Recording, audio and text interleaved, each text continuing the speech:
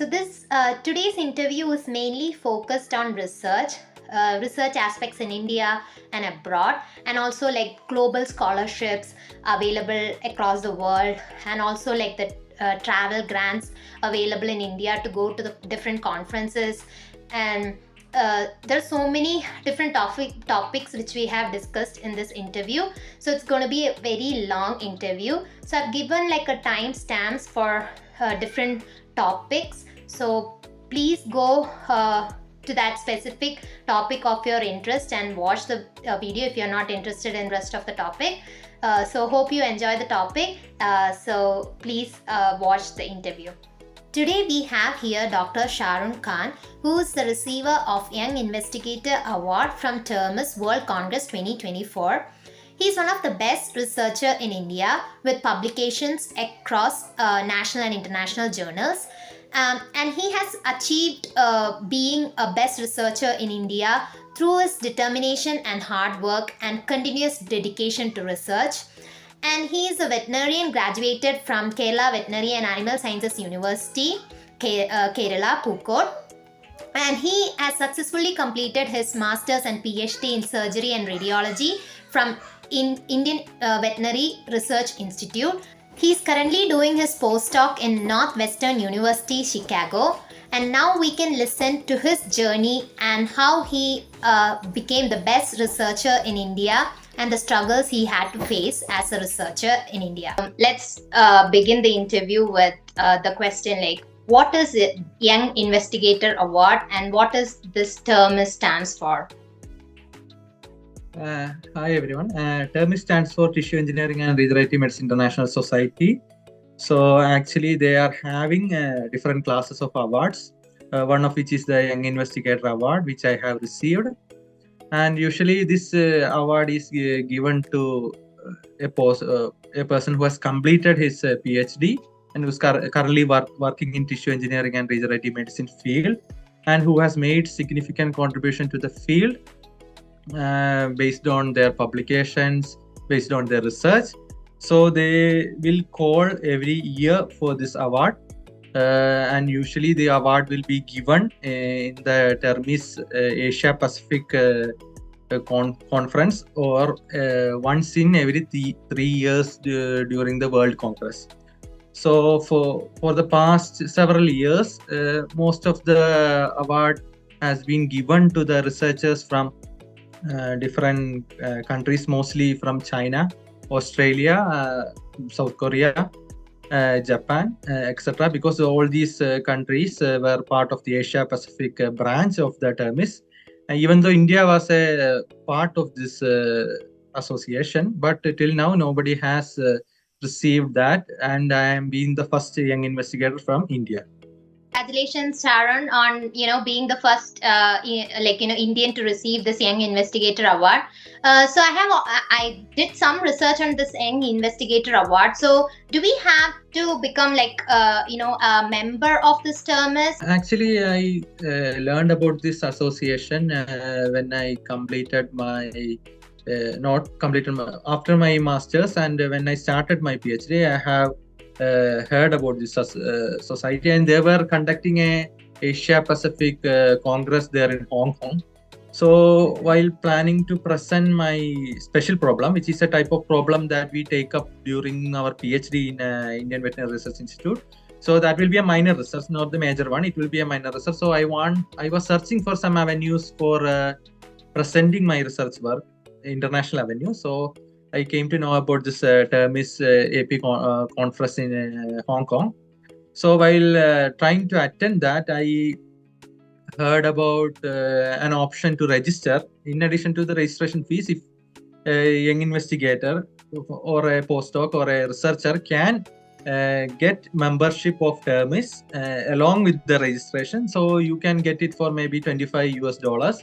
So that is a discounted price if you are a student or a young investigator. So that will offset the charges, and that. So using that opportunity, I got the membership of TERMIS-AP, Asia Pacific Association, and using that, so that will give an option to apply for different awards as an student or young investigator, SYIS. So that is a separate section where in which if you are presenting and if you are getting an award, you will get a cash prize. So that can be also helpful if you are trying for some fun for attending these such conferences. In addition to that, for the Hong Kong conference, I also received a travel grant from SERV, India, Government of India. So I have applied with my research and all.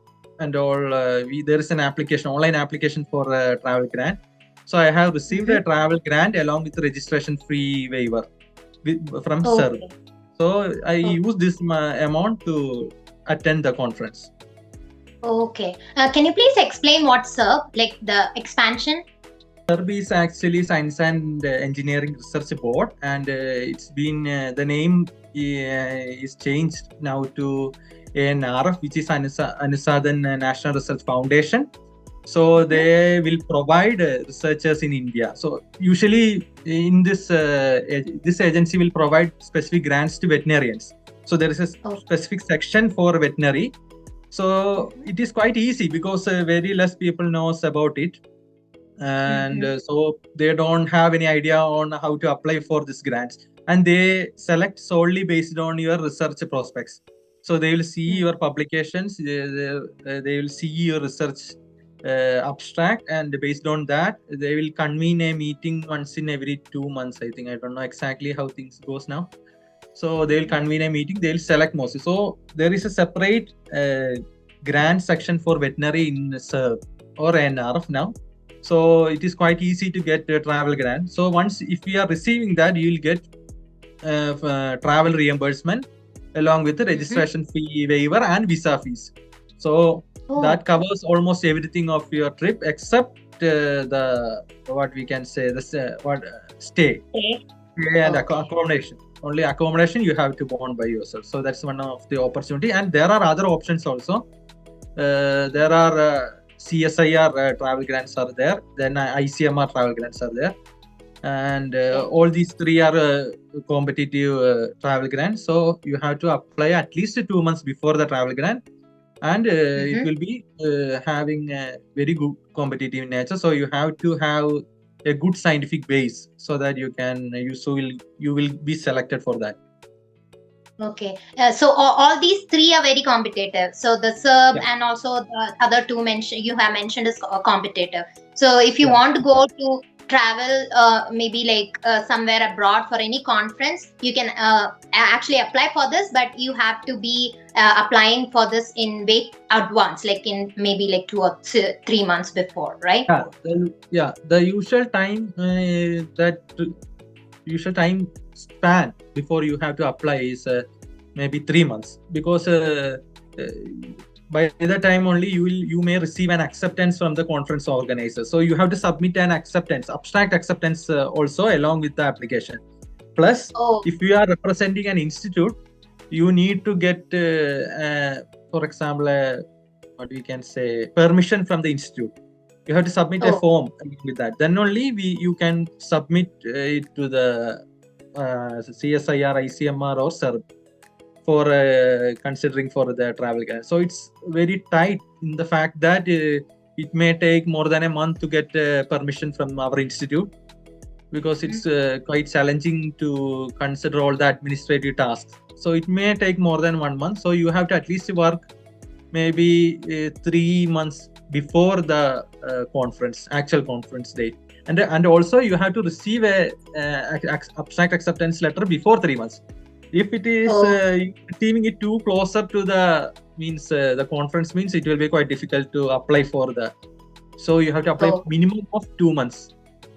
Okay. That's the time.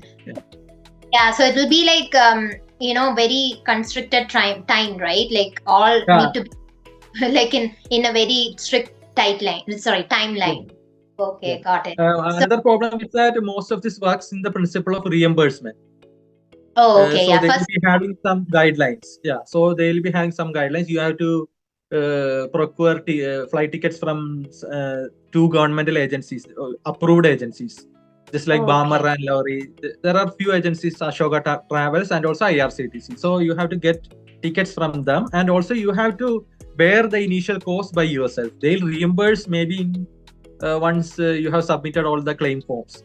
So that's one of the challenges with the students. So you have to find a fund anyway beforehand, and you don't have a 100% guarantee that you will be receiving this grant. You will receive the results maybe 1 month before or maybe 2 weeks before the conference. So if the conference is happening in USA or any Schengen countries, then you have to apply for visa beforehand. So it's actually a gamble, just like a gamble. You have to do everything, hoping that everything goes well. So you can simultaneously apply for all these three together, and then hoping that you will get at least one. All the three. Like if you're applying for one, it's not necessary that you cannot apply for three. You can apply for three. If you are receiving more than one, you can decide on which one you want to select. So if I am getting all three, I will choose obviously SERB, that means ANRF, because they will give the maximum reimbursement. Compared to the other two. ICMR is also good. It's quite difficult for veterinarians to get ICMR unless it is having a translational aspect, because they will consider that only. If it is having some if your research that you are going to present is having a translational potential that has an application in humans, then they will consider your application. It's quite difficult because CSIR also, they will have their own institutes. So students from those institutes will be given a priority. So it depends on your research work. It depends on your institute. It depends on your background. If 5 people are applying for same conference, most probably only one will get. Got it. Okay, so it's it's very competitive. I kind of get that. So you mentioned like TERMIS Asia Pacific, right? So is there a TERMIS which is not Asia Pacific, or like the whole maybe like the North American something like that? Yeah, TERMIS is one main association. So it will have different area specific branches. One is Asia Pacific, one is Europe, and one is Americas. So these three constitutes the TERMIS. And all of these branches will have separate SYIS wing, means student and young investigator wing. So all those these wings will constitute mainly focus on students and young investigators of that particular area. So once in every 3 years, there will be a World Congress. So it will happen. It will be happening in what we can say different areas. For example, the last one of the World Congress happened in which I have attended for receiving the award was in America, USA. It was in Seattle. Yeah. So last year. So after 3 years, the next World Congress will have. I don't know exactly where it will happen, but it will come to the Asia Pacific. And after 3 years, it will come to Europe. So they will have. It will change every 3 years, depending on and the country in which it will be hosted will be based on another competitive process. So they can put forward proposals for conducting the World Congress, and this committee will evaluate all those proposals. They will be given a chance to present, and it will be decided based on their ability to conduct the conference. And every year there will be a regional conference also. So the next Asia Pacific Regional Conference of the TERMIS-AP, Asia Pacific, will be in China, I think. Yeah, it will be in 2025. So I'm trying to attend that also. Okay, that's nice. Yeah, so actually like these conferences are a place where you can connect with like-minded people, right? And also like maybe like an opportunity to maybe like become a PhD student. And also, on that note, can you become a member of this TERMIS if you are a master's student? Yeah, you can. Okay. And also one more thing. So is it just for tissue engineering and regenerative medicine, or it's for basically like most all STEM field, like science, technology, engineering, and mathematic field? Actually, it is the main aim of this association is to focus on tissue engineering and regenerative medicine. So Oh, this can be in medical field or engineering, because biomedical engineering is another aspects of the tissue engineering. So anything that is related to tissue engineering and regenerative medicine, if you are okay. linked to that topic, it will be a good association, because if you are attending the conference, you can start with the regional conference. So because it is quite easy to attend those conferences, because most of this World Congress will be happening in maybe USA or in Europe, and it will be quite challenging if you are as a student to mobilize funds for attending this, especially from Indian scenario. We don't have university support, uh, Okay. because most university don't have support system for students who are planning to perform or present a poster outside our country. So it can be quite challenging, and also travel will be an issue if you are planning to attend a conference in Europe or USA. Then you have, the barriers are quite high, and you have Mhm. to overcome all those to attend this conference. So it's always better if you are planning to attend the regional conferences, because visa is easy. In Hong Kong, it was a very easy process, because you will get travel approval permit for 14 days in 5 minutes. You can just open the website. No fees are there. You just need to register it. You will get a permit online. You can just go for up to 14 days. So it was Okay. quite easy in the sense that, especially even though the SERB has covered my visa fees due Mhm. to the travel grant, international travel support, but I have not paid any money for that. Oh, Mm. okay. Yeah, it's all depend upon the geopolitical status, like Yeah, what we have in other countries, right? Yeah. yeah. So yeah, and so we can just now like I think like most of the termist thing is covered. I got a good understanding on what is it, and so let's start with research. Like, how did you actually like? I know you because you're my classmate, so I know you were interested in research and you were publishing papers from your internship days, and you had that drive to do researches. And I mean, like, in the sense, like, little when you're doing an internship, it's just like maybe a one case study paper. I know, like, you have done a case study paper in I think zoo parasitology, right? Yeah. So I know you had that thing in you, like somewhere always when you when always when you're doing your undergrad and stuff.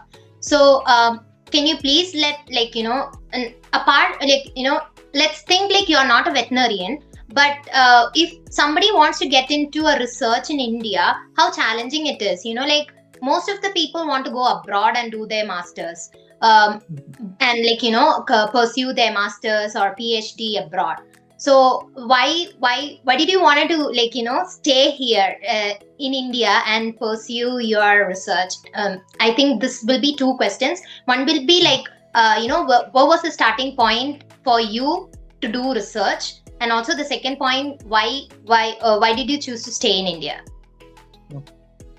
So most of the research journey you'll start in the UG undergraduate, because as the time in which you are coming face to face with as a veterinarian, if we are talking about that, we are coming face to face with the clinical cases. So that's one of the most common data an internee can generate. But in intern scenario, there will be quite a big challenge in what we can say doing research as an undergraduate student, because for the first time when I tried to publish my research, I was met with a resistance, because I tried to publish in one of the journals uh, by one of our teacher, and she told UG students cannot be authors. So Oh, that's quite awkward, because there is no particular rule that UG students cannot be an author, because it's what actually matters is the research, how it's been yeah, that. done, how it's been evaluated, how we are making a conclusion. So research should be based on what we are actually generating as a data and not based on who you are. So mostly there will be resistance if you are trying to do, but things are changing. But what I am actually talking is maybe 10 years back. So it Yeah, will be a, experience, right? yeah. So it will be entirely different story, but things have been changing. So if you are planning to do research in the UG level, you have to identify a lack of data. For example, while I was doing my internship, I found that while searching through the literature, I came to know that most of the data on wild animal research are lacking. We don't have exactly much papers on wild animal clinical data. Even though people are treating animals in zoo, we can see rare cases, and none of this is being reported in the literature. So I found it as an opportunity to document cases or conduct minor studies. For example, in some of the rare species as star tortoise or something, or you can say lion. So these data will be valuable. You can find the same conditions in dogs or cats, but the manifestations of the data generated from zoo animals will be unique, and it will be obviously it will be rare. So that's one of the things that as a researcher we should focus on. We should focus on identifying the gaps in which we can contribute as a researcher.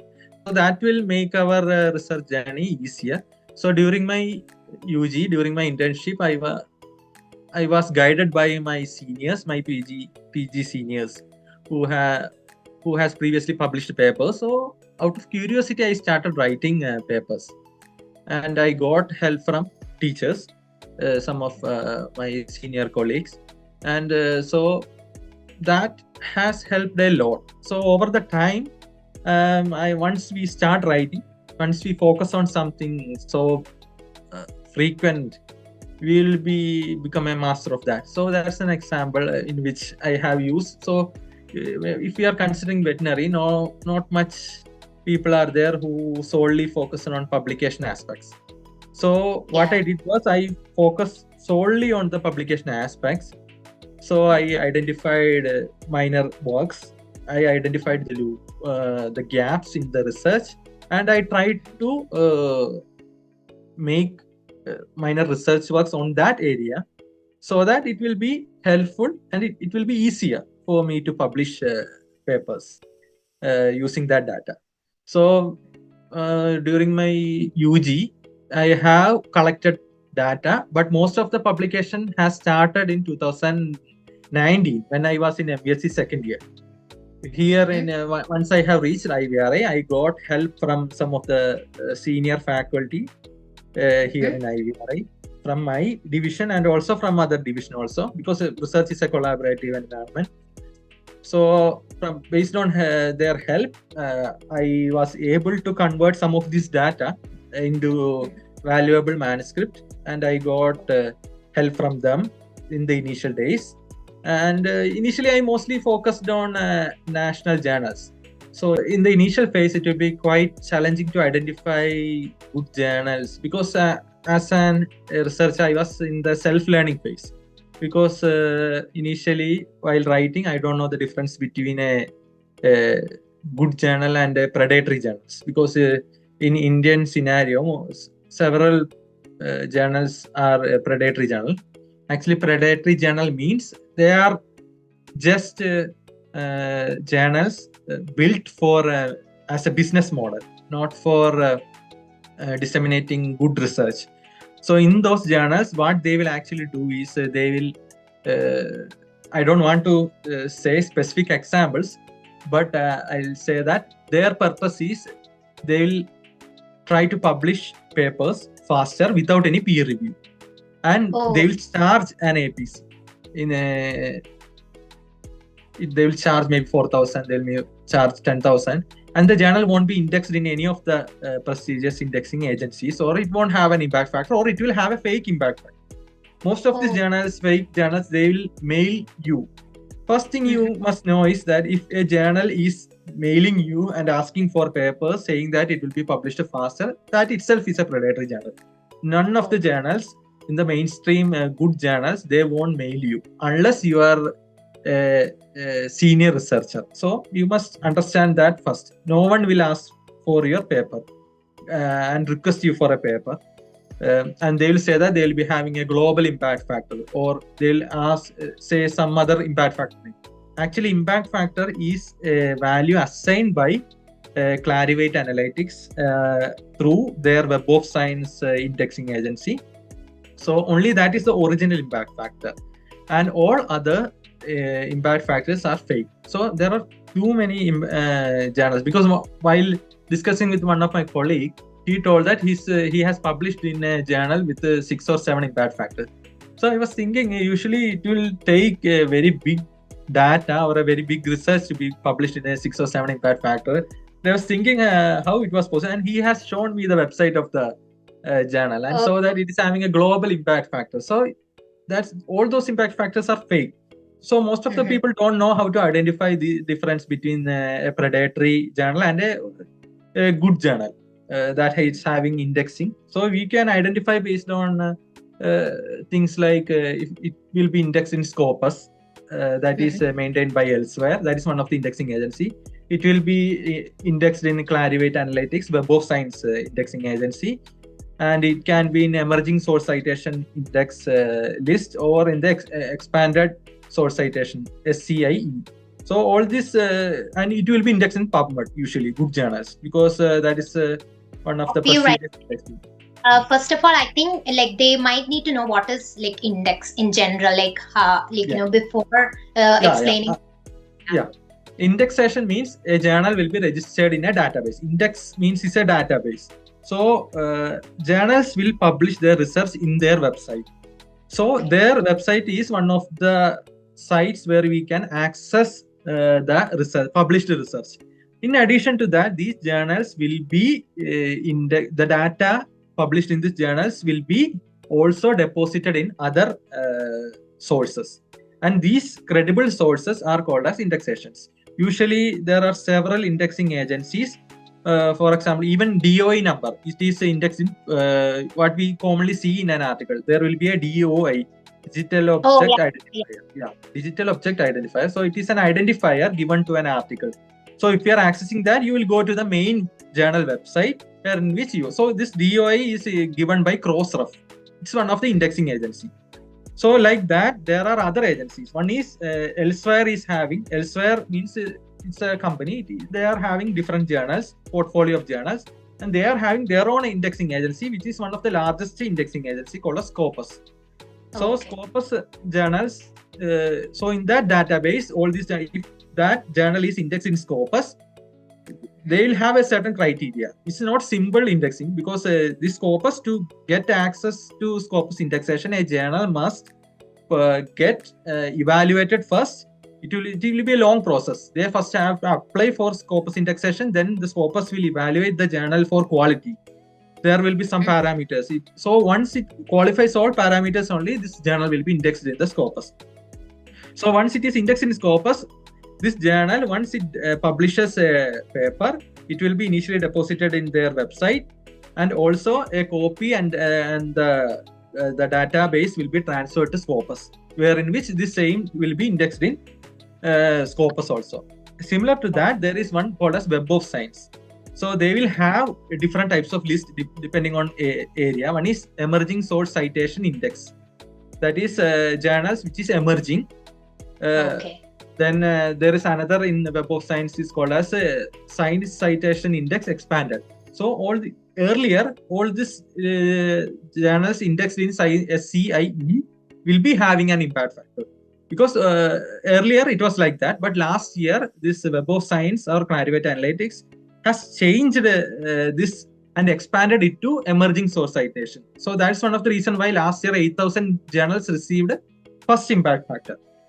So Web of Science is the agency that will give the actual impact factor that we use for our evaluation. All other impact factors are fake. And this Scopus will have a similar parameter similar to impact factor, that is called a site score.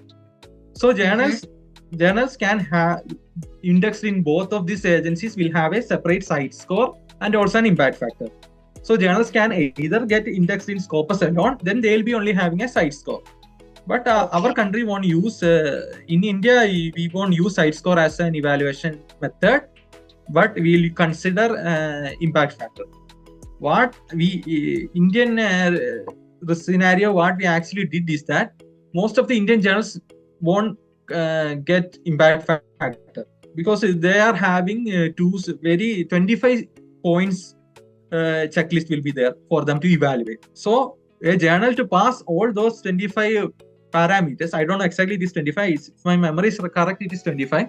So one journal must qualify all those 25 qualitative quality parameters to be included in the Web of Science or impact factor list. And this is not a permanent position. Every year it will be evaluated. So if they are having some issues or they are failing in quality, they will be kicked out of the list. In the past, you have seen that most of the Indian journals won't cut in this list. They won't make up in this list. So it is quite difficult for Indian journals. So in India, we have a separate evaluation method, that is NAS scoring. NAS. Okay. So I don't know if this NAS applies to all branches, just like social science or mathematics, but it's mainly for agricultural, veterinary, bio, on that aspects.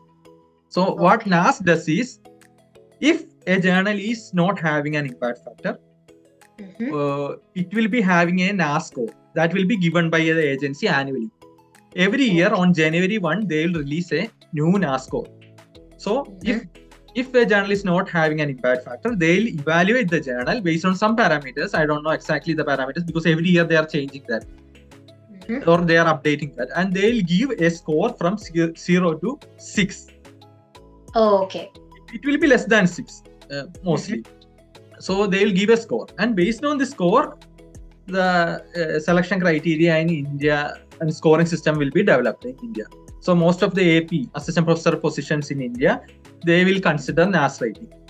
So they'll use the score for scoring the candidates.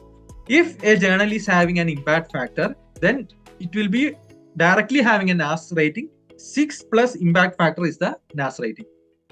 For example, if a journal is having a good journal is having an impact factor 5, it will be having 11 NAS rating. Okay. But the problem is that there is a cap limit to the NAS rating. So if a journal is having 50 impact factor, it won't have a NAS rating of 56. NAS rating will have a maximum of 20. Okay. Beyond that, there won't be. So if a 50, 60, 70 impact factor paper, it will be having 20 NAS rating maximum. So up to 20, they'll quantify. So that is the system for that. So I know, like, for some of us, it will be very hard to comprehend all this because there was a lot of information in this. But to sum up, I would, what I understood, so there is a NAS score in India and also impact score and also one more score. Yeah, side score. Yeah. So there's 3 scores in general. So if somebody want to publish a paper, like starting from the national journal, like in India, they should look into NAS score, and it's always better to publish in an international journal because it has like a greater impact, and also like will have a wider maybe reading. Wider readership. So to make it concise, rather than going into the base of all this scoring and evaluation techniques, it's simple of that if you are opening a website of a journal, and if you are seeing how I am talking about how to differentiate between a predatory and a good quality journal. First thing is that the mainstream journals, for example, Elsewhere, Wiley, then comes Frontiers, Springer, then MDP. I won't talk too much about MDPA because those are MDPI, Frontiers, all these are open access journals.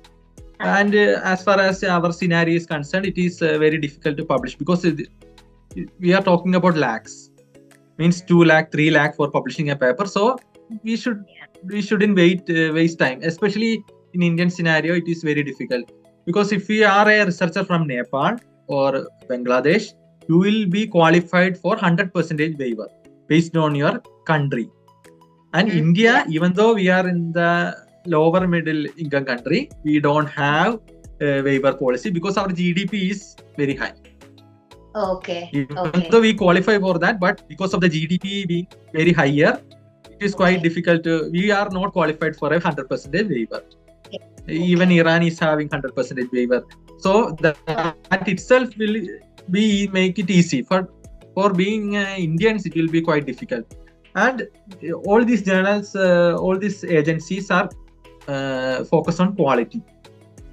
And plus, so you can directly publish in them without any question. Even though if a journal published by all these publishers does not have an impact factor for now, you still can confidently publish that because they clearly will get impact factor in maybe 2 or 3 years. Because I have published in several journals 3, 4, 5 years back. All those journals were not having an impact factor during that time.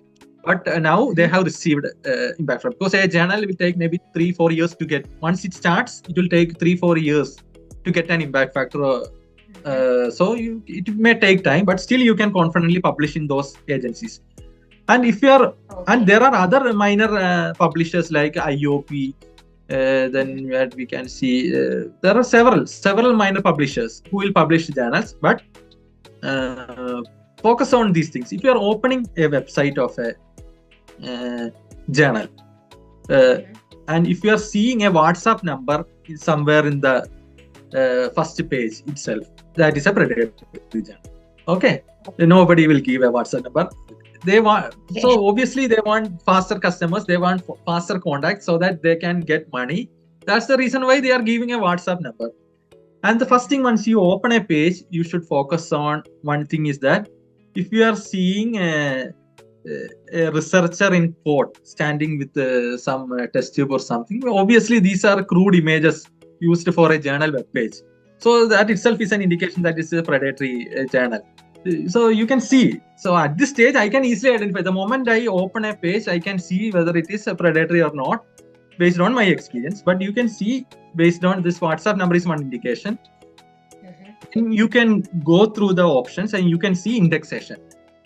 And in indexation, if you are seeing Google Scholar, then that means that's a predatory journal because nobody will say Google Scholar as an indexing agency because whatever you put in it will come in Google Scholar.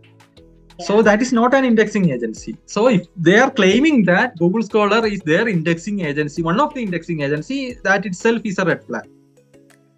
And you should look for certain keywords in that indexation. If you are seeing Scopus elsewhere or Web of Science, Clarivate Analytics, you are seeing PubMed, then all these indexing agencies indicate quality. Okay. Then if you are seeing, but you can still verify that. They can claim anything. So you can have access to Scopus. Just search Scopus in Google. You can access to the journal list. Almost 40,000, 50,000 journals are there in the Scopus list. And you can verify whether this journal is there in Scopus. Scopus, okay. So you can still verify that. That's one of the important. Then that will cover that will be the easiest part. And if you are sending a paper to a journal and if they are immediately accepting it, that itself indicates it's a predatory journal. Normal journals will require a peer review. It will be peer reviewed and there will be a decision based on the peer review report. Usually, a paper will be evaluated by 2 external reviewers.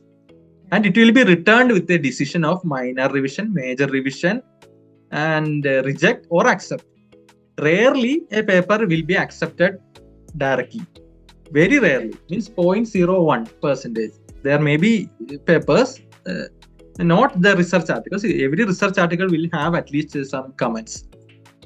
Yeah. And so it's obvious if it's accepted and they are asking directly for money, then that itself is indicative of a predatory journal. And there are a class of journals that you need to pay for the publication. That is open access journals. In open access journals, you will have to bear the publication charge, but it will be made openly available. Anyone can download. So if you are not having any funding for paying the publication charge, it's always better to focus on subscription journals. In those journals, you don't have to pay an APC.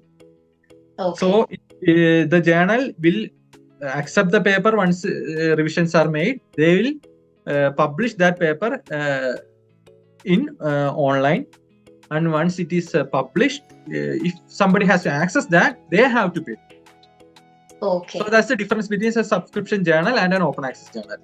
So in open access, authors are paying, so everyone can access it freely. And there are very rare cases in which open access, there are some open access journals where in which you don't have to pay money. So that you can identify. Even elsewhere has some journals you don't have to pay money. Even all major publishers are having some journals. Even Biomed Central, BMC is one of the prestigious branch of Springer Nature. All those journals publishing in BMC, a few of them will be sponsored by some university or association. So they will bear the APC. So in those journals, you can identify, for example, there is, I think, Animal Diseases is one of the journals of BMC. It is sponsored by one of the Chinese university. So you don't have, even though it is published by BMC, you don't have to pay for the APC. It will be covered by the university. So there are a few journals that you can still publish open access without paying APC. So, so you have to find that. You have to read the guidelines. You have to read the instructions. Then only you will know how to identify those journals. So it's a first thumb rule is that never send a paper to someone who is requesting a paper. Obviously, that will be a predatory journal. I think unless you have already published, they won't, like, if you already published a research paper with, I think Cell or Genes, like, so those papers will always just ask you, like, your mail back. Yeah, they can invite. But you can clearly say that that will be an invitation, specific invitation.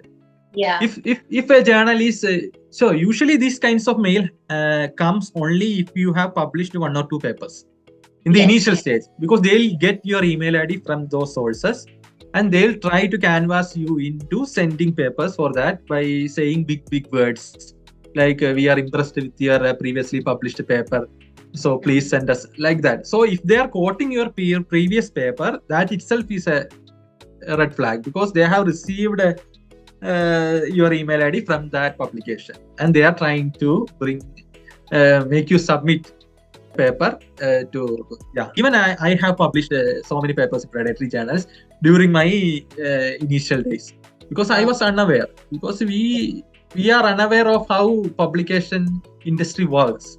So initially we thought, okay, there are journals, they are publishing it, they are giving DOI numbers and it's being typeset in a nice way. So we won't think that much, and we are unaware of the fact that they are predatory journals. They will publish anything. Whatever you are writing and giving, they will publish it without peer review. So there are so many publishers, and recently NAS has taken an initiative to kick out all those journals who mainly focus on numbers. You can see that in one issue, means they'll publish one issue every 1 month. So they'll publish 12 issues a year, and each issue will be having 500-600 papers. That itself is a very big. So if they are charging 5,000, means this industry they are earning almost 10-12 lakhs a month. So see how they can make journal a business. Then it's just quantity, not the quality, right? Yeah, it won't be peer reviewed. Yeah, I know from working here in the lab, like there was a research, not in my lab, one of my other professors' lab, partnered professors' lab. So they were doing like in skin burning, regeneration only, tissue regeneration. So their publication is mostly in Nature. It's not like you can do it in 1 month. It's like, you have to wait for 5 years in order to get the result. And then they get only 1 paper out of that research and then publish. So it's like 5 years worth of, maybe like even 7-8 years worth of their research, just go in 1 paper and then publish it. And that's the I think Nature and Science are the papers which has like highest impact factor too, right? So Yeah.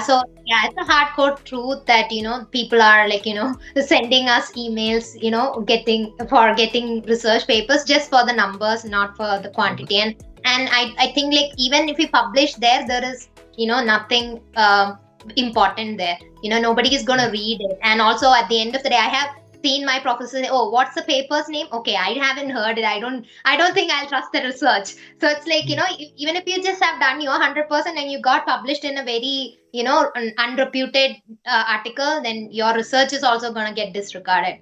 Okay, so Yeah. before, so I think like we also need to give like a brief intro about how to search articles for, those who doesn't know. I think like you at a point you mentioned like about the lacunae in research, right? I got to know only, to be frank, only when I got my masters and admitted here in University of Calgary, because before that I wasn't aware about like how to do like research article search, because I wasn't like you. You had that drive and you just went for it by yourself, so and I know like from I think even if we tried in our undergrad, like in our scenario, nobody was willing to, maybe like push us to do research. I remember like trying, some ascites work in poultry, but somewhere along the way, it like, something happened and teachers wasn't interested. They got busy with their works, research and PhD work. So it's like, it's very hard, as you said, as an undergrad it's very hard to publish a paper or like even get into research in our scenario, Indian scenario. So I think like we should give like a guideline for how to search publications and see like what's the lacunae, like where is the a space for unique research, and so that they can just do their article readings and also like to find that space. So I'll give an example. While doing internship in the zoo, to Wandern Zoo, we have to check for fecal samples in different animals. Routine as a routine part of the work. So while examining few carcass of star tortoise and while collecting fecal sample for examination, I found some curious eggs, parasitic eggs in that. So what I first did was, we have to document that. First step is documentation, proper documentation. I have performed microscopy and identified those eggs. Not identified, initially took some good photographs, especially, and also the cages also. I tried to document everything first. Then on the night I did a literature search. Usually what we usually do is we'll search in the Google Scholar, because that is one of the common site that we know at that stage. We'll do a literature search. We'll search for eggs of star tortoise. And while searching for that, other than some textbooks, I did not receive any case reports or even research articles on that particular topic. So I tried a lot to obtain data on that, but still failed to get credible info on that. So what I did was I contacted one of the professor in our university and shared the photos, and she ID'd the parasitic eggs, and we tried. So once we identify the disease, we try to treat that in the zoo. So we treated it successfully. We checked the parasitic load again after 2-3 weeks. Then we found that it's been treated.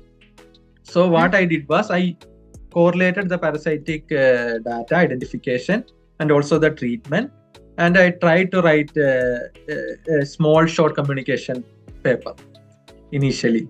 So the best, if we are talking about searching a literature, the best for the preliminary investigation, it is a Google Scholar is always best, but you have to be cautious, because any predatory journal can get their data indexed in Google Scholar, because once it is there in their website, it will be automatically indexed into Google Scholar.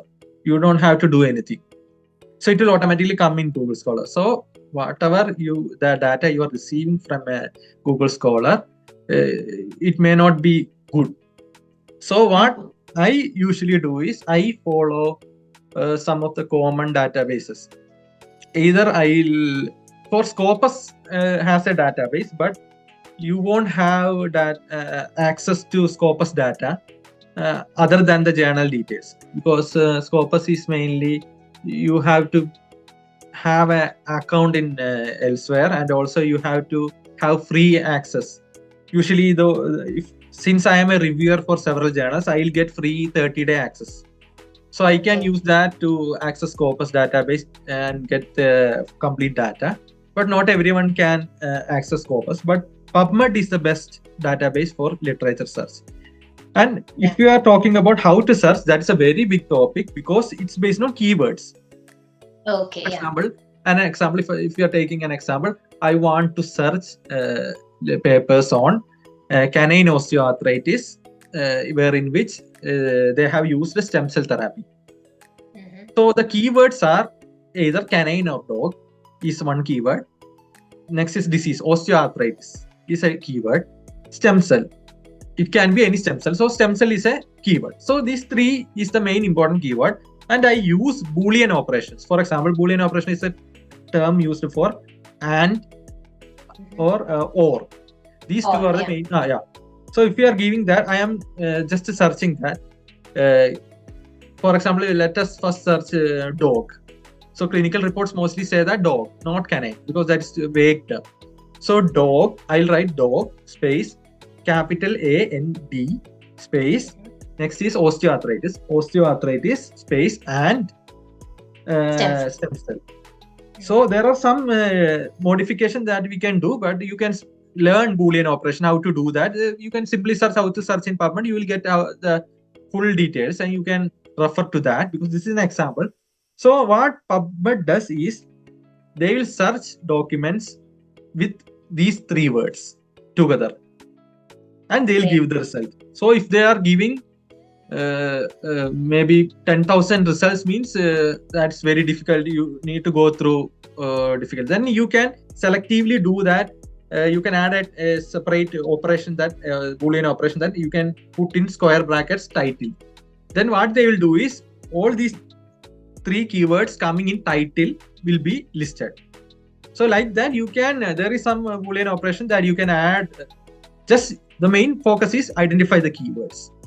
Identifying keywords is important to getting this. Once you search that, you will get 10 or 20 papers. And you can just scan that, just see, because in addition to research articles, review articles will also have these three keywords. But that's not original research. So you can, there is a side option where you can select original articles, or you can exclude review articles on that. So using that, you can narrow down the search, and all these papers you will have access to abstract minimum. Because only those in journals who give open access will be available as a full text. Then it will be available in the PubMed as PubMed Central. You will have a separate link for the full text. So, but at least you will have access to the abstract. Even though abstract is sufficient for most time to get an idea on the topic, but still, if you want to go for the protocols, you need full text access. So use this for one. And another thing is that even though you don't have access to Scopus, you still have Science Direct. Science Direct is the index, means a website portal run by Elsewhere. So all Elsewhere journals will be indexed in Science Direct. So you can search in Science Direct, same Boolean operation, maybe some difference, because depending on the website, the Boolean operation and the symbols will be different. So you will learn that, you try to use the keywords, you search it, you will get the literature. And you can go through the screening and identify papers. So you will get an idea. So one of my main specialty is that once if I am seeing a case, the first thing I'll do is first immediately I'll open all these indexing sites and I'll try to find a similar case. If I am not able to identify a good report, not in the national one and international, because national ones you won't have much details.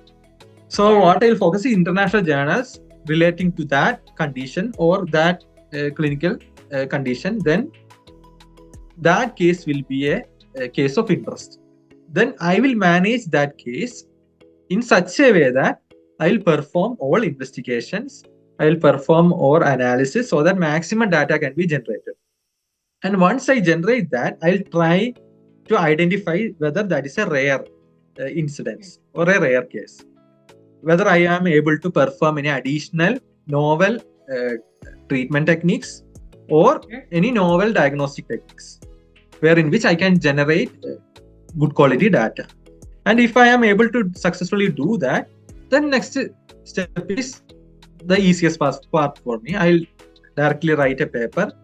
For me, it will take a day for that. I can completely write a paper in a day. I'll submit it immediately. So usually case reports will be the best point to start. And once you are mastered that, you can go to short communications or rapid communication, wherein which 5 or 6 cases you are treating together and comparing it with the control. Okay. One of the advantage in being in India is that if it is having an owner, if the animal is an owned animal, then you don't need ethical clearance for that to evaluate. So you just need the consent of the owner consent. So here ethical clearance is focused on laboratory animals and experimental animals like dogs, not owned by owners. So you can develop new therapy, not develop new drugs, but you can, as a surgeon, I'm talking from my perspective, I can try innovative therapies for a surgical patient. Treatment protocol. Yeah, I can develop specific to that. Yeah. So I think it's pretty much clear how to start with, searching articles, and also like when you get the articles and like, when you find that lacunae, and when, how to take it forward, and then how to publish it. You have elaborated really well, because I know you are a review editor in Frontier Science Frontier, right? So and you are reviewing scientific reports. No, I have not reviewed for scientific reports because those are open access journals that will charge APC. So I won't usually review for such journals because actually this is a very big business market. Publication industry is a very big, and their margin of profit is usually 40 to 50%. So what they actually do is they are publishers. They will assign editors who will do work for free, based on, and they'll assign reviewers who will also do that work for free, and they will charge the authors for APC, and they'll publish it. So what they actually do is they are actually charging for publishing a research that's been done by authors based on their funding, and they are charging them again for publishing that in their journal. So actually this is a profit. It's a business. So actually their margin is almost 40 to 50%. So that is the highest returns any business can give. If you are getting 40 to 50% returns, means that is a business actually, not academics. So what I do is I selectively do editorial works, even though I'll be doing works for some of the open access journals, but usually they'll give waivers for either editors, or they'll be giving some sort of waiver for authors. So I'll work as an editor for such journals only, not mainly working for profit. Okay, that's nice. Yeah, so it's so nice of you to do that too. And so I'm sure that because of that you have really in-depth knowledge about all the publishing area and stuff. So let's talk about like why do you chose to stay in India? Like I know you have Masters of Veterinary Science degree in surgery and radiology, And why do you specifically chose surgery and radiology? Because mostly in India, it's like when you want to go to field or like, to do a clinical practice, you will go for either like medicine, like, masters in clinical medicine or surgery or radiology. So, but your keen interest was in research. So why did you choose surgery and radiology? And why did you chose to stay in India? Yeah. So after my UG, I was interested in pursuing research in stem cells. So during that time, I tried to identify good institutes for pursuing my research. And I heard that IVRI, Indian Veterinary Research Institute, has specific research wing for stem cells and tissue engineering. And Okay. one of the two departments one is physiology, veterinary Mhm. physiology, and the other is veterinary surgery and radiology, wherein which these therapeutics will be evaluated in either in vivo models or in clinical cases. So I chose surgery because even because I was not having a big prospects in research field initially, so it was chosen as a backup actually.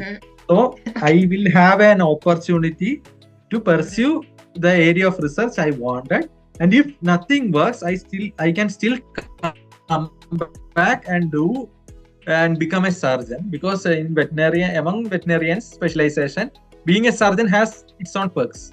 So so since I was interested in that, so I thought, okay, I'll pursue surgery. But everything changed once I reached IVRI, because IVR is one of the most prestigious institute in India and also in Asia, if you are considering veterinary science. And one of the thing is that's the last step in India, if you are planning to do some research, because after that it's international. Because so one of the reason why that's the reason why I have chosen masters to do my masters in IVRI. And once I have done my master's research in bone tissue engineering, I have worked in because I have pressured my supervisor to do in vivo research. Everybody does research in clinical animals. I wanted to do in rabbits. So I have pressured a lot, and he has agreed to that because of my continuous pressure. And once I completed my master's, I had two options. One is to go abroad for a researcher. Even my supervisor pressured me to do that. And also another option is to continue in the same institute. So based on my personal experience, I thought, okay, I will continue in India, because in India, in IVR, especially IVR, you can complete your PhD in 2.5 or 3 years. Okay. And if you are planning to go abroad, and especially since you have been studying for the past 8 years, it will be a very difficult task to relocate at that stage to a foreign country. Especially you have to invest a lot of time and money for that. Especially I'm not in a situation where in which I can invest that kind of money for doing a PhD outside. So I thought, okay, I'll do PhD. I'll get a good stipend. I was hoping that I'll get a good stipend. Timely stipend, not stipend. Timely stipend, but things were different, because most of the times it's not just like a salary. It will take time. You have to arrange. So it did not change much in the economic perspective, but at least I have completed my degree in 3 years. And under the same supervisor, I was able to design my own work.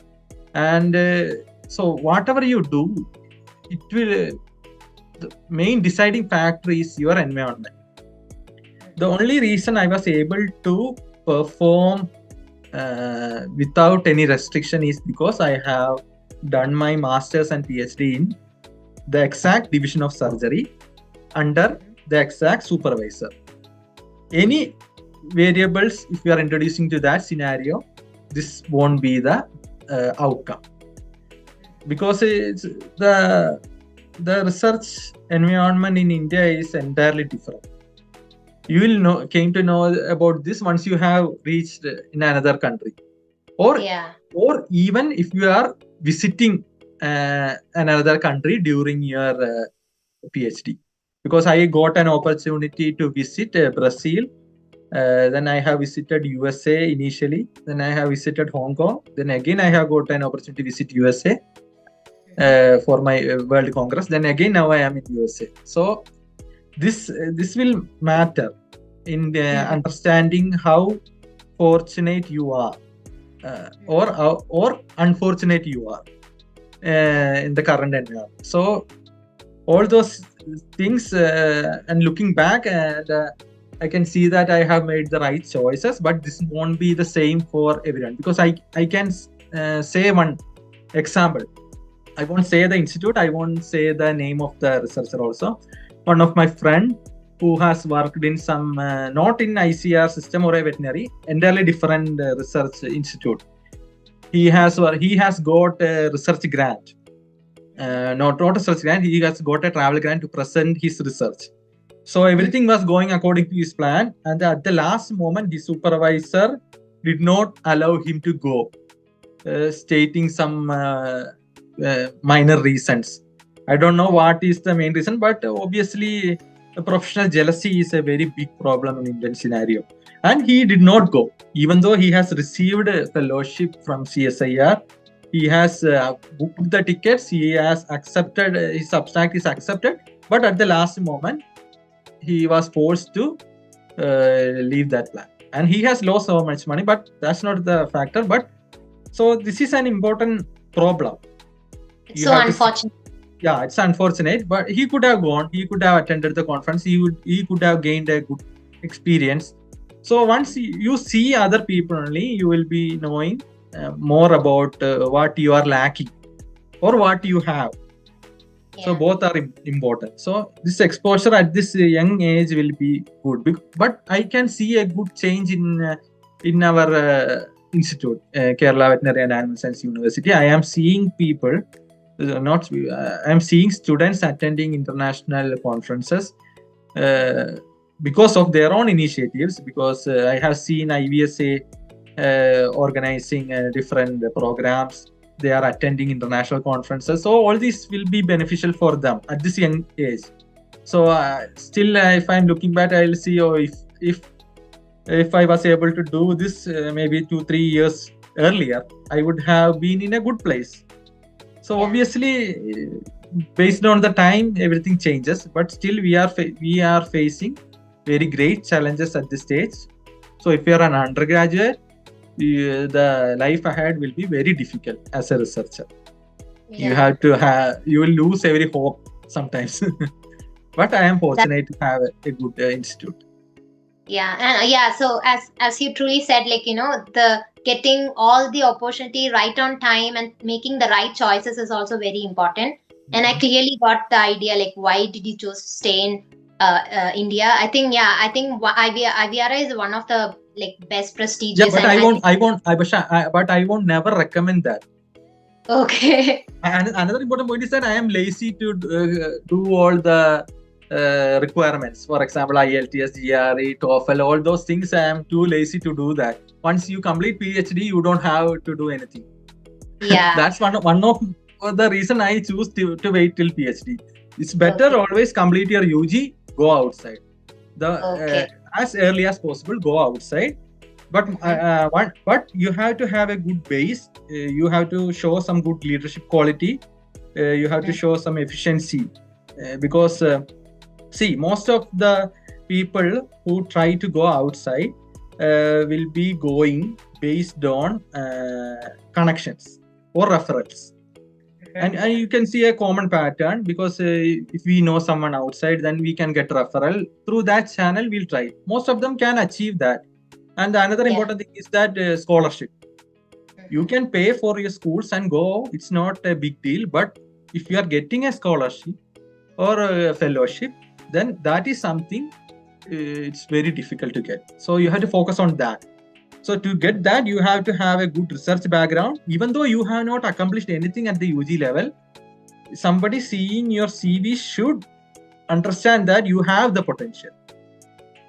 So it's not easy to get 5 or 10 papers at the UG level. Maybe you can pay predatory journals and get published, but that will negatively affect your career. So don't do that. If you are publishing one, it's very good, but publish it well.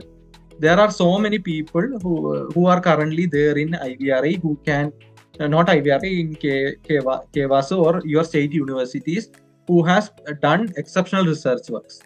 I'm not saying any specific name because there are so many people that are currently in state university. So you can get their guidance. You can publish one. One is far enough. You can publish one paper and use that.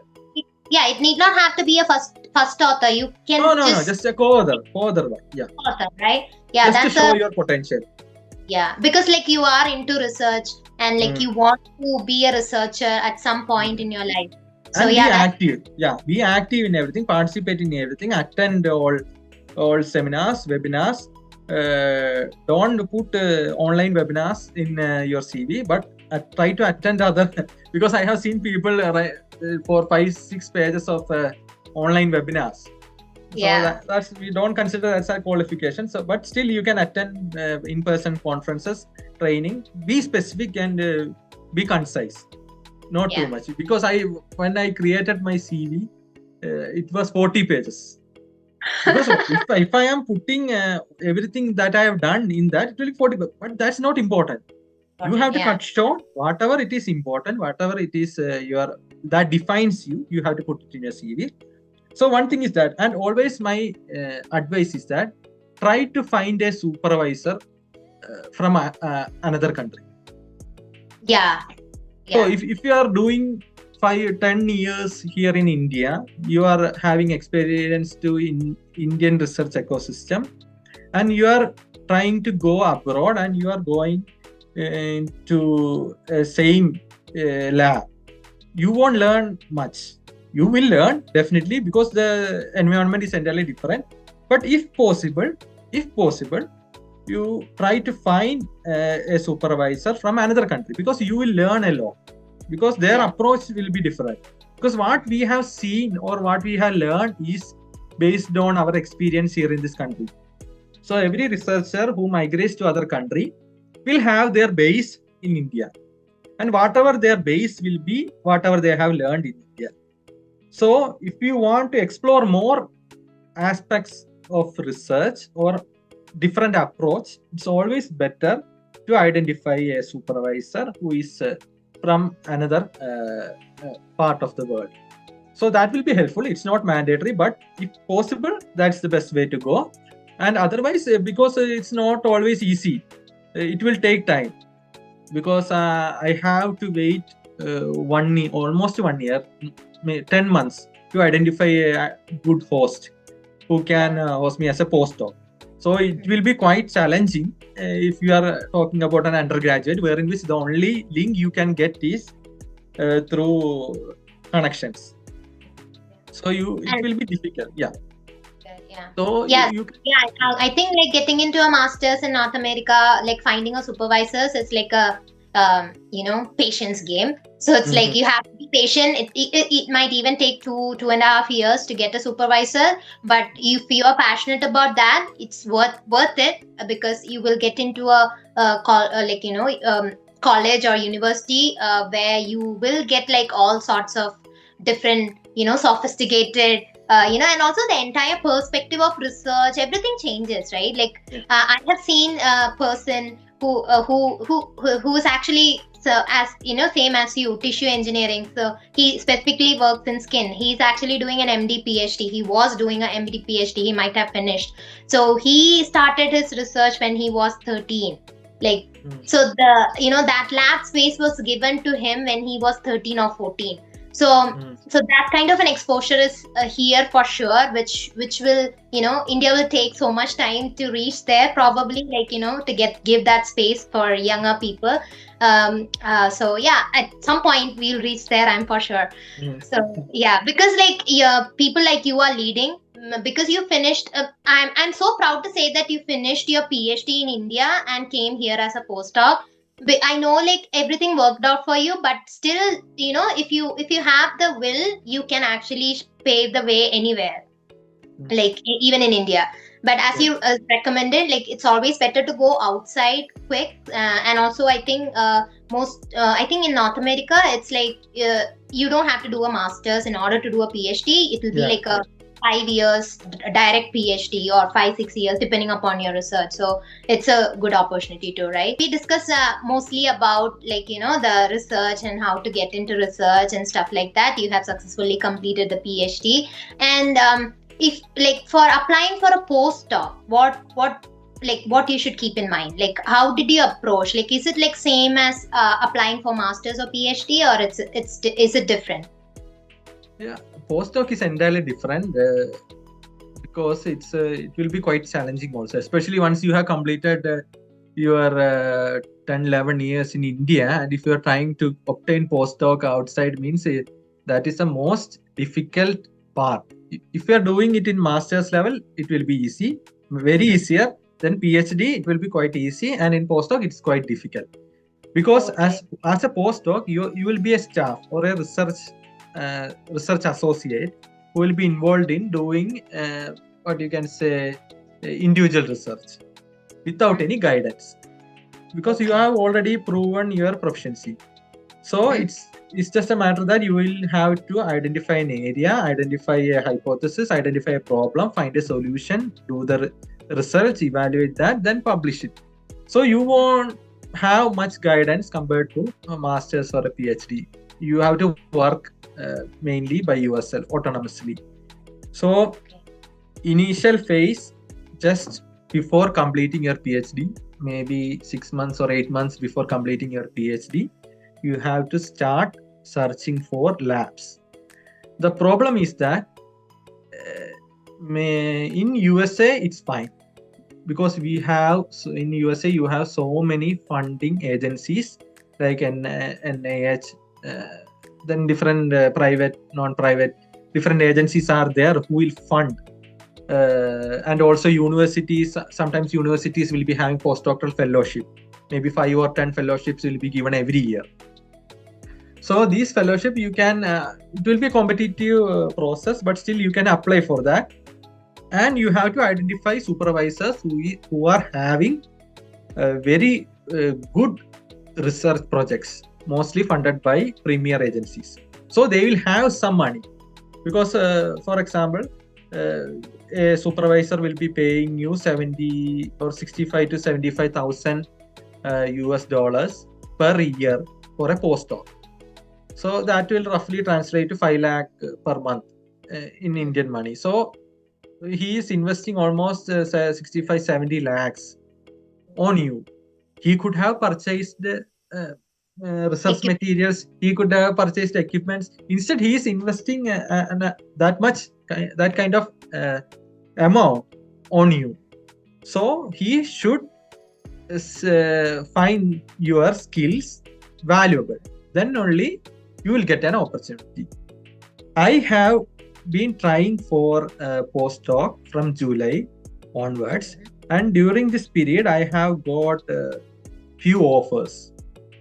But the problem is that these offers will be based on your profile, but your profile alone won't help in your obtaining an offer letter, because even though initially they will offer you the job, once they will ask for recommendation letter, they will screen the institute, then the problem arises.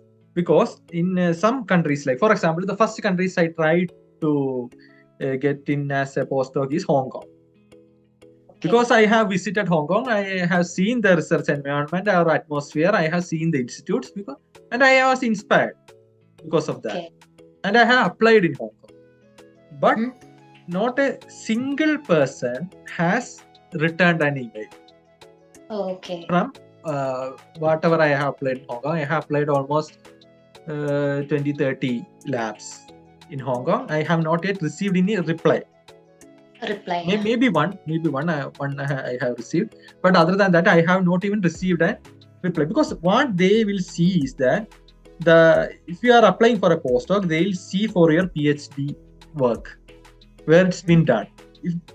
if they are seeing that okay, it's been done in such and such institute, and they are not in the QS ranking, Okay.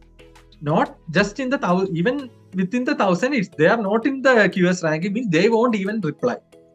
Because all those institutes, for example, if we are considering, I won't say the name, there are 3 or 4 premier research institutes in universities in Hong Kong, and they are fighting for ranking mostly, because they are in the top 50 ranking. So there will be rivalry among themselves, and these evaluations will be based on the qualifications of the people who are doing research. So they want people who are better qualified coming from premier institutes.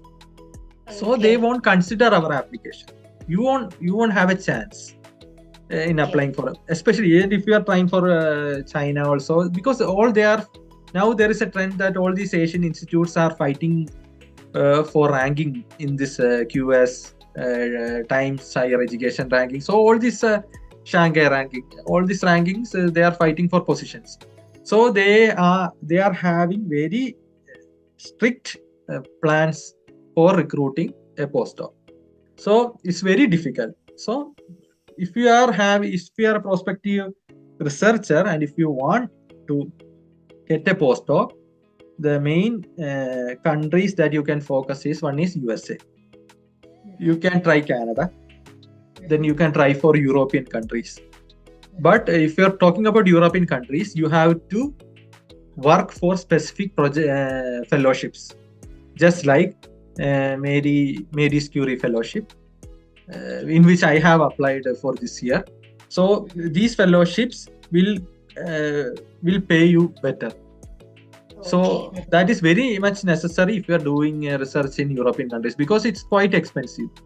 And if you are directly relying on a supervisor's project, it will be very difficult, because the taxes are very high, almost 40%. You have to 40-50% you are paying taxes.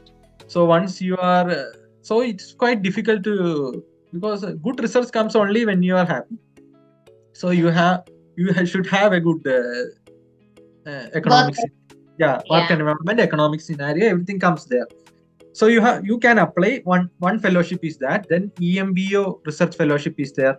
Human Frontiers fellowship is there. And if you're considering USA Fulbright fellowship is there. All these are prestigious fellowship, postdoctoral fellowship. Okay. They will announce it a particular time, depending on, for example, we are taking MSc, Mary's Curie fellowship. We have to submit it by September first week. So we have to submit the proposal by September. But to write a Mary's Curie fellowship, you have to work from maybe March to September. So because they are having a strict guideline, they are having strict format, and you have to revise it again and again at least 100 times. Then only you will be in a position to submit it. At least to submit it, and their cutoff is 5 to 10%.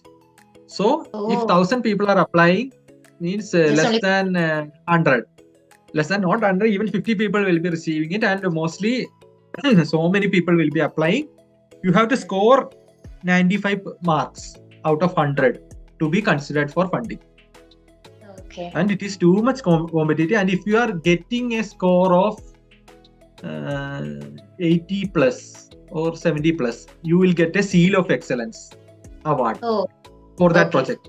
So that itself, so that means that project will be so there are some agencies that say that if you have a Seal of Excellence, we will fund your project.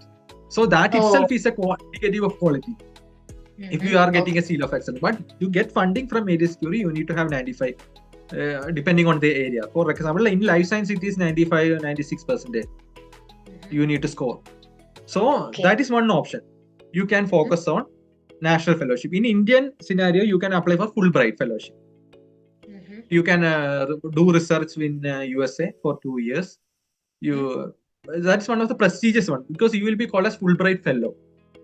That is a lifetime stamp, just like Mary's Curie fellow, just like that, because all these names indicates something.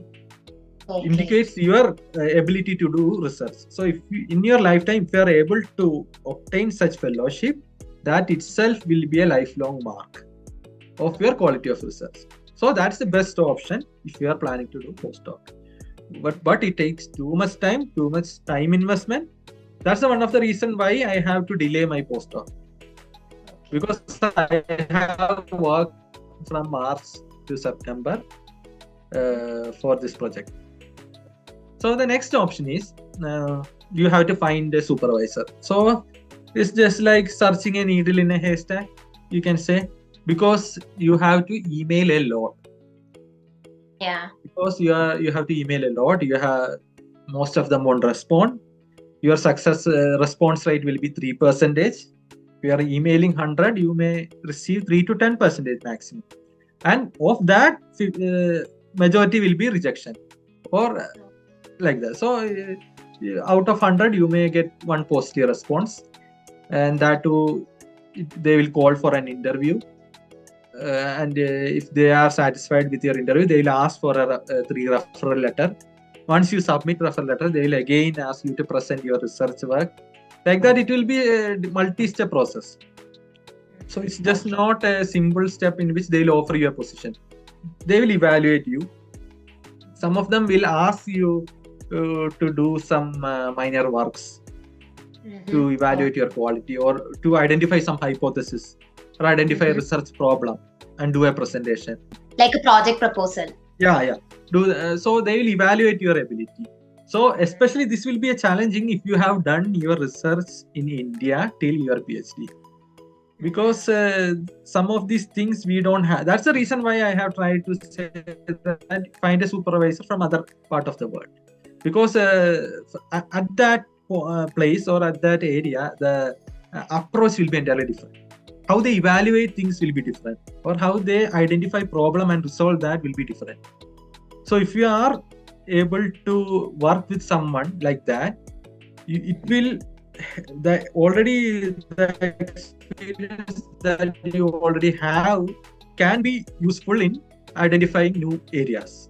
So you will have a mixture of two entirely different approaches. So that will be helpful in making you a better person as a researcher. So if you are so it's quite challenging if you are doing that. And especially supervisors will respond you more if you are also identifying a source of funding, because they like that. If you are saying that I am interested in applying for so and so fellowship under your supervision, then they'll be interested. They'll respond to you rather than simply asking for a position. They'll be responding quite often if you are doing that. Identify a funding source and ask their help. That is the best approach. So that's why you apply for Marie Curie scholarship? No, that Marie Curie I have applied as a routine work. Okay. Because the results will come in February, March. Oh, okay. Next year. So this is a quite big time process. We cannot simply wait for that. Oh, okay. You have to apply for projects side by side, and then just work along the way, right? Yeah, because once you get such a fellowship, that will be your source of grant. You can say that you have applied for a grant and you have received that. That is the biggest qualification. Going for postdoc from the funds of your supervisor is good, but if you are getting your own funding, means that itself is a career jump. Yeah. Like it will be a tag on your career for lifelong, it's like an achievement, right? Yeah. So you can do that as a side way, because the only requirement of Marie Curie fellowship is that you should not have worked in that country for more than 8 months in the past. Oh. So you can work in any other country and still apply for the fellowship. And you have to use fellowship in Europe itself. Yeah. Because you will be working in some because I have applied through Denmark.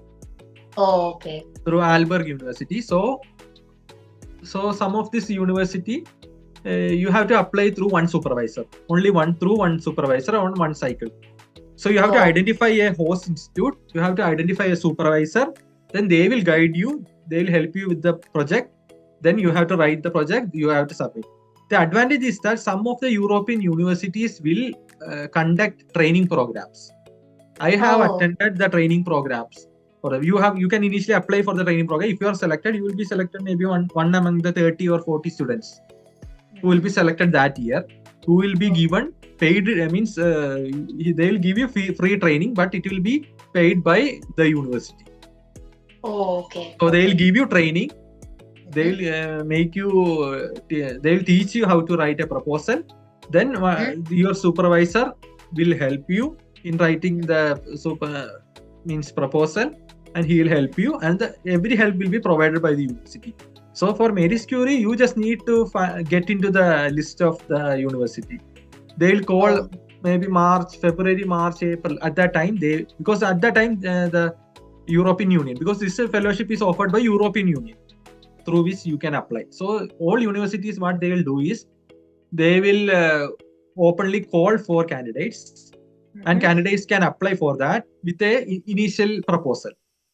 With the supervisor. So first connect with the supervisor and ask from they will support that. Then they will support. Then you can apply initially to the university. When if you are selected, you will be given, you yourself and your supervisor will be given training. Actually, supervisors must have received training so many times because they are applying every year. Only thing is that you need to identify competitive supervisors who will help you with your project. And once the university will give you training, they will also help you in submission. Till the last moment, they will help you. They will assign a officer, administrative officer for you, and this officer will keep you on track and will help you till submission.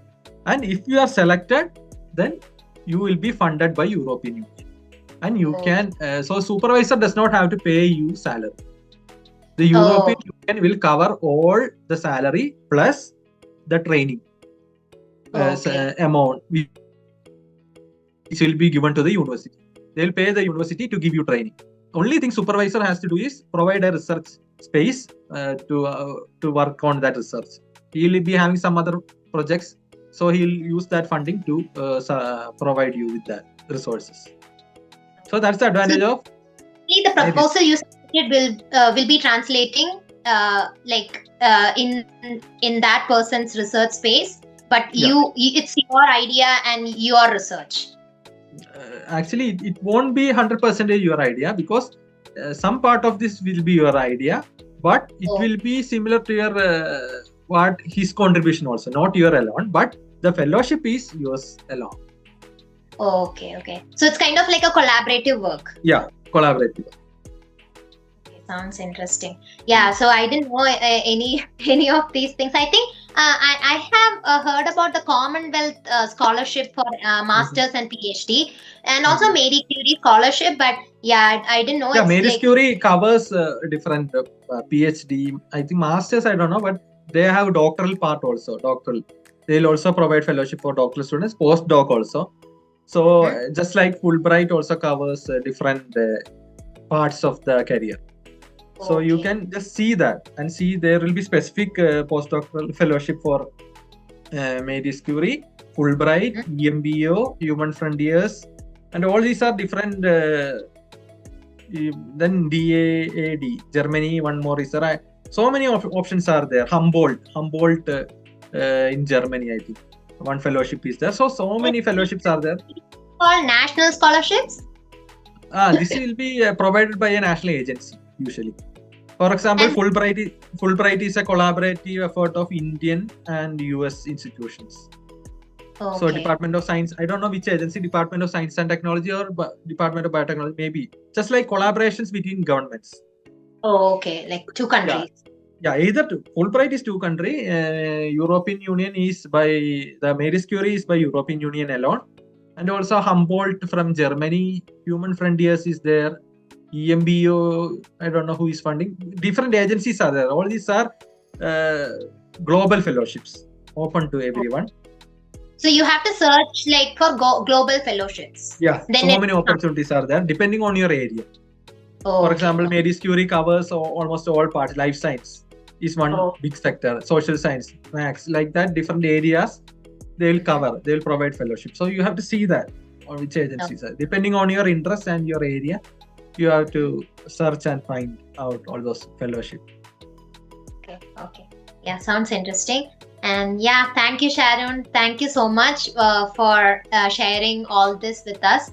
And yeah, wish you a bright future and hope you get that Marie Curie scholarship and get to a point like I think then is it like you will be the first Indian to receive a Marie Curie scholarship? No. Marie Curie, so many people has received. It's not that much rare, but among veterinarians, it is rare. Because you won't go that much deep into some research usually. It's very rare. But Indians, so many Indians, because there is a separate wing of this European Union called Euraccess. I don't exactly remember the name. There is an agency that will conduct routine programs here in India. So there is a big collaboration between European Union and India. So so many Indian researchers have received a Marie Curie fellowship, but in different areas, biomaterials, maybe material science, different parts, energy research, for battery, like that, different aspects of the life science and material science. So many people has gone. So many alumni are there in Marie Curie fellows. So many people, so many has got doctoral, so many has postdoctoral. So it's quite common, but being a competitive one, it is very difficult as a veterinarian to represent in this, because our research mainly focus on very narrow area. So it is very difficult to identify. One of the reasons why I have sticked on to tissue engineering and regenerative medicine is that it is a very big branch with so many researchers working globally. So you can find easily find a host for your training or to do some research. But if you are focusing on less, for example, very specific areas in animal science or veterinary science, it's quite difficult to get opportunities, because obviously these other colleges, they will prefer people from their own nation because of the licensing issues. So one of the reason I am able to do research here is that I don't need a veterinary license here for doing my research. Only thing is that I have to complete certificate courses here for my laboratory animal.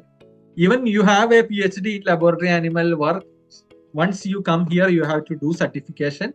Before doing that research, you need to have training for that. So that's the reason why. Ethics and regulations is different depending upon the country. Entirely different. So based on that. So that's why as a veterinarian, it will be very challenging unless you are clearing the certification or licensing exams, which can take a lot of time. And you can practice it outside. But if you are focusing on research aspects, it will be more easier to overcome this regulatory problem. Okay. And one more thing I think I forgot to ask is, so when you just get the postdoc, like how much is like the pay? Yeah, depends on your qualifications, because it can vary a big range. But there is in USA, there is an minimum pay for postdocs. That is, till now it was 56,000 US dollars annual income for that. So you will be, if you are doing research for 2 years, then they won't cut any tax, because you are having Indian tax waiver treaty. So otherwise there will be some 30% it will be cut as a tax. So but still 56,000 is a good amount based on minimum pay. But most of the university will offer 62,000 as a salary. For my position here, the initial offer was 75,000 annual income. It depends on the lab, it depends on the funding, how you are being paid. Means if it is based on some NIH grants, you have to follow some criteria to provide it. Basically, it will be based on your qualification, it will be based on your skill.